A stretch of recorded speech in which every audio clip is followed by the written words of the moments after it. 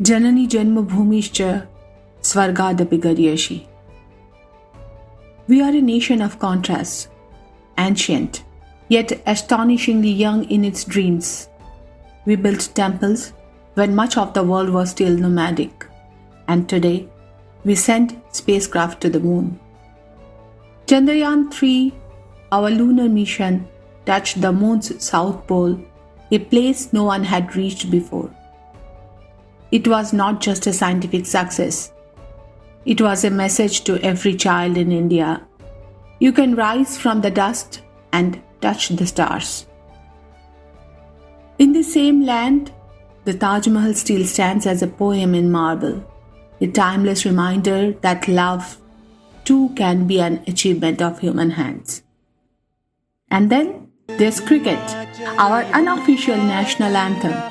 When India plays, the nation becomes one giant family. Praying, shouting, hoping, a single sixer can unite a billion hearts.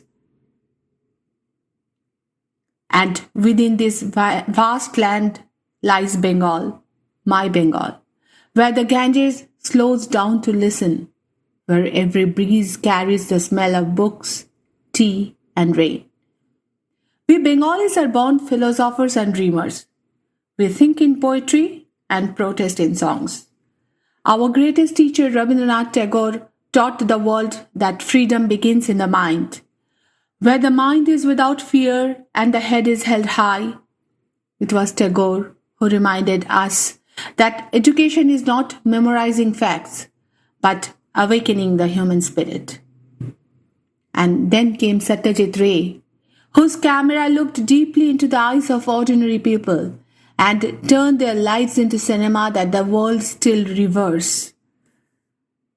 To be Bengali is to live between art and argument, emotion and intellect, to balance rebellion with refinement.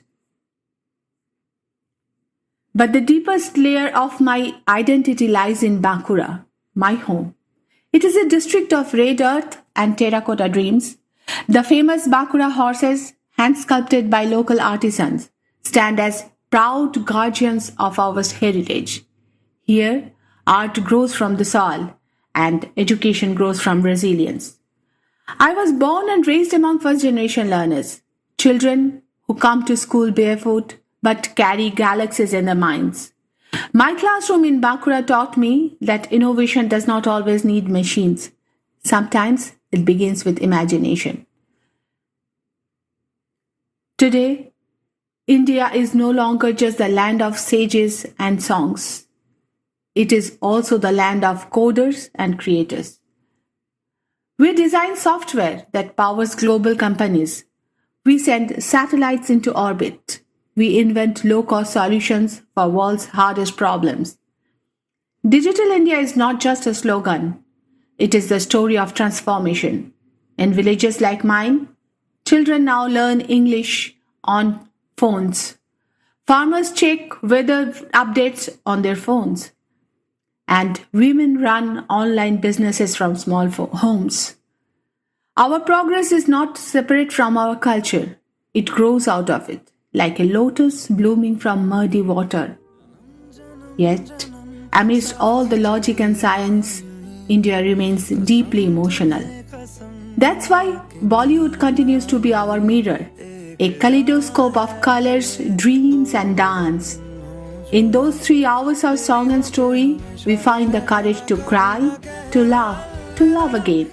Cinema connects the engineer in Bangalore with the farmer in Bihar, the dancer in Kolkata with the student in California. We may speak in different tongues, but through music, India speaks one universal language: joy. As a Fulbright Fellow, when I introduce myself abroad, I carry with me all these identities, the modern and the ancient, the scientific and the soulful. I carry a little red Bankura clay in my heart, Tagore's verses in my breath, and the roar of a cricket crowd in my memory. To be Indian is to balance infinity and intimacy. To be Bengali is to feel deeply and think fiercely. To be born from Bankura is to believe that even from a small town, one can reach the moon just like Chandrayaan 3 did. And that perhaps is the most beautiful story of all, that we can stay rooted in our soil and still rise towards the stars.